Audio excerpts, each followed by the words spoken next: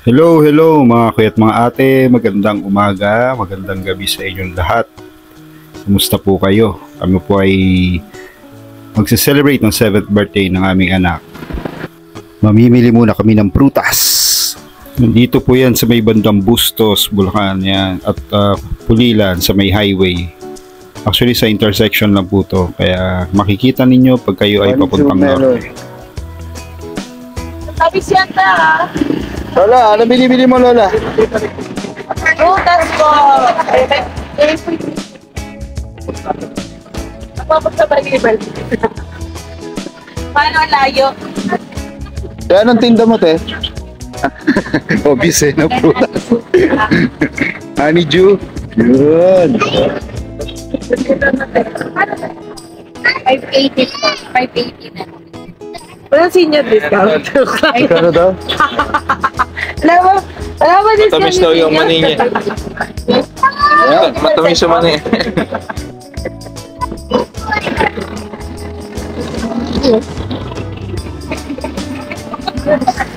Sipin mo, 100 isa niyan.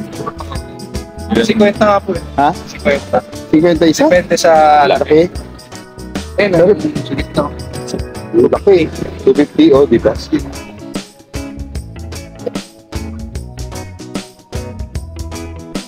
Mura dito sa Bulacan. So, sari-sari mabibili nyo. Dito lang to sa may paglampas ng intersection ng Pulilan. Sa mga pupunta ng norte, ito ang isa sa mga spot na pwede nyo bilahan ng prutas.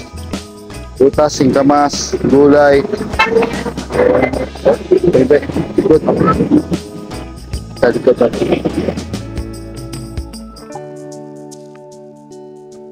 Yun.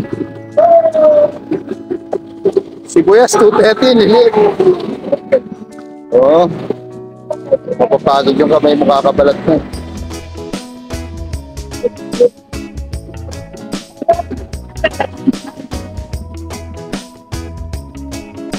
Mahal na naman ang sibuyas, ah.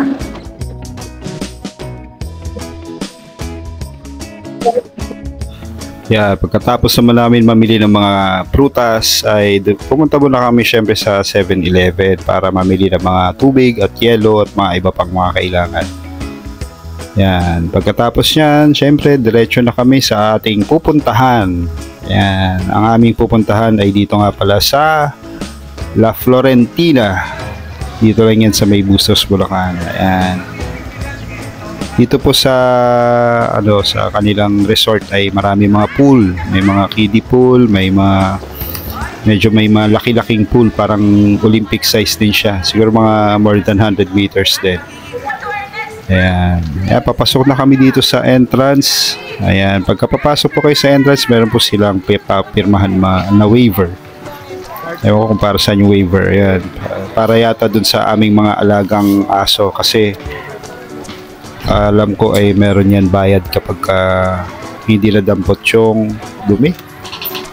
So parang ganun. Basta meron silang pinirmahan para dun sa mga aso daw po.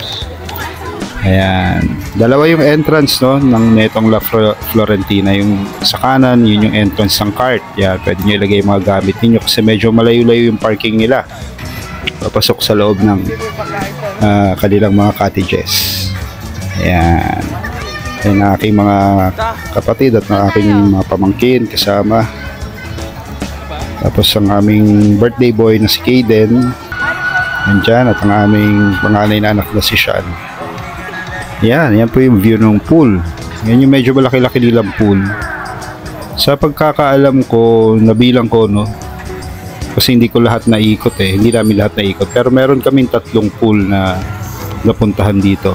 Pero yung property po nila, malaki po kaya hindi lang siguro 3 yung pool na nandito. So, pero yung sa amin naikutan namin ay 3 malalaking pool.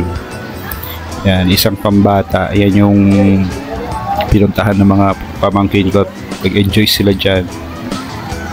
Yan. Siyempre, pagpasok ninyo, pwede kayo mamili dyan ng cottage. Ang maganda nga pala dito sa resort nila, wala tong time limit. So, kahit hanggang gabi kayo dito. Hindi katulad ng mga iba na pagpasok ninyo ay bibigyan lang kayo ng oras para mag-swimming. So, hindi kayo pwede kung halimbawa maaga-aga kayo, meron lang oras sa hapon, kailangan nyo ng exit. Pero dito naman po wala silang limit. Pati sa mga cottages. Actually, maraming tao na itong pagpunta namin kasi meron team building ang Toyota.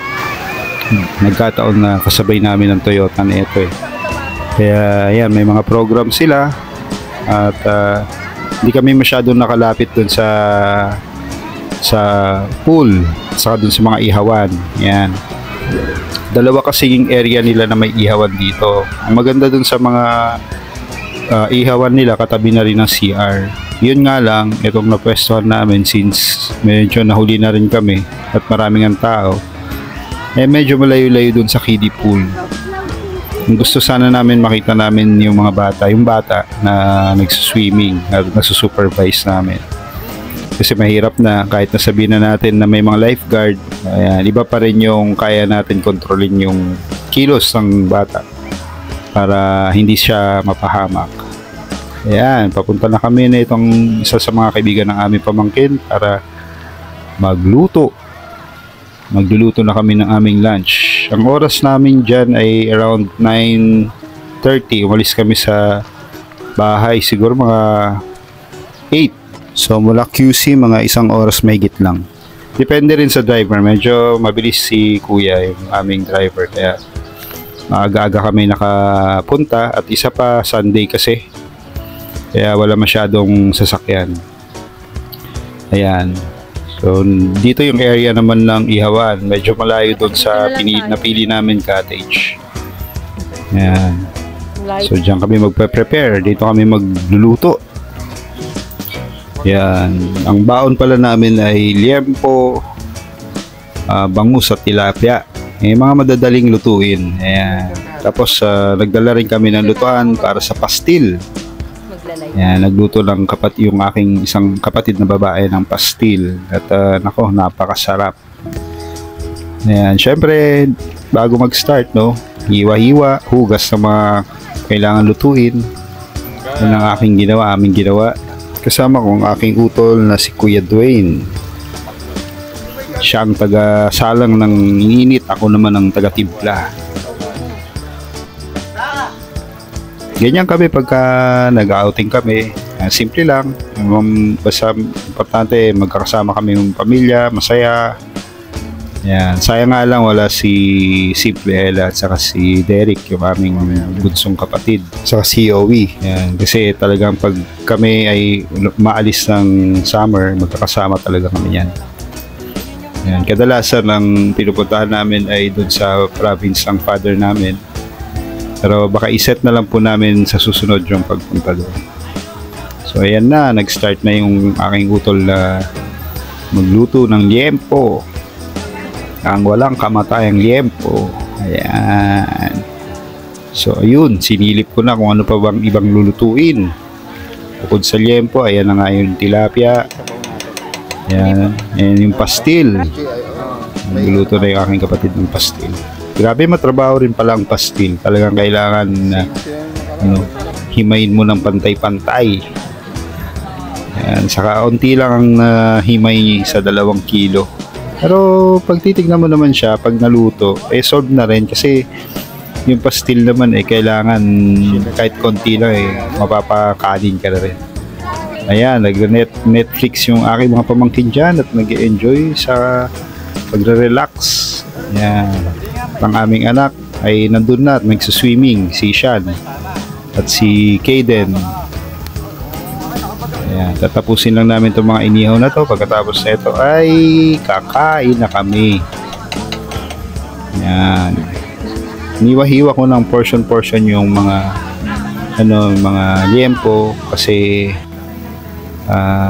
may matanda kami. Kailangan na syempre hindi naman mahirapan na siya na maghiwa-hiwa o kaya pira-piraso niyan. Kaya kasi wala kaming dalang gunting. Ayan, kaya hiniwa-hiwa ko na yan. So ayan ang aking mga pamangkin. Syempre si Ate Daday hindi pa rin tumigil sa kanyang pag-live. Tuloy-tuloy pa rin tayo sa ating pag-YT. Ayan, si Mother naman ay nagpe-prepare na, naghugas na siya ng kanyang kamay. Alam niyang kakain na. Siguro sa mga oras na to mga quarter to 12 na. Ayan. Tapos, itong pinuntahan nga pala namin, napakarami nilang mangga. So, namitas yung aming mga anak ng mangga. Kaya nagkaroon kami ng free na panghimagas. Ayun. Sayang lang wala kaming dalang bagoong. Kasi mas masarap sana kung may bagoong. Ayan, sisimulan na namin dito kumain. Syempre, nagdasal muna kami. Bless the food.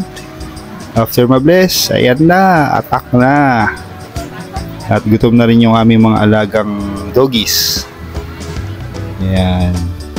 So ito, magsisimula na yung kainan. Ayun.